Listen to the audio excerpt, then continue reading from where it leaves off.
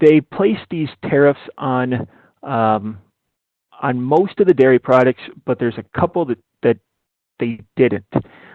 International trade is kind of broken up into what they call chapters, and most of the dairy products fall under Chapter 4, but lactose is grouped with other sugars in Chapter 17, and infant formula is, I think, it's grouped with processed foods, Chapter 19. And at least in the list that I saw on Friday from the Chinese government, they did not include lactose or infant formula. All of the dairy products that they hit were in that Chapter 4. And that sets up an interesting dynamic here, because some of the dried whey that's being imported and the permeate and the lactose, well, they're importing it for animal feed, and the part of the product that they're really valuing is the carbohydrate. It's the sugar. It's the lactose in there.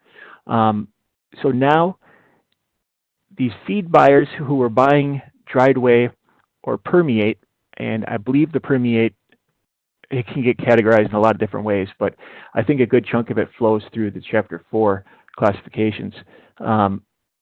If they're buying permeate or dried whey, their tariff rate is now going to go from 6% to 31%, but the tariff rate on lactose stays the same at 10%.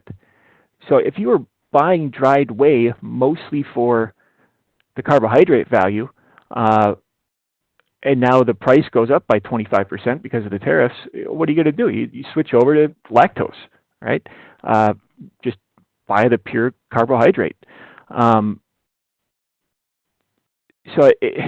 These tariffs could actually be fairly supportive for U.S. lactose prices. It's pretty bearish on the permeate. I think permeate will have to drop in price by something like 20% to keep flowing into China. And dried whey, I'm thinking U.S. dry whey is going to drop somewhere between 3 and 6 cents on this. When I played around with doing some modeling on it, every 1% increase in the price difference between the U.S. and New Zealand or Europe resulted in a 0.9% decrease in the volume of milk equivalent exports to China.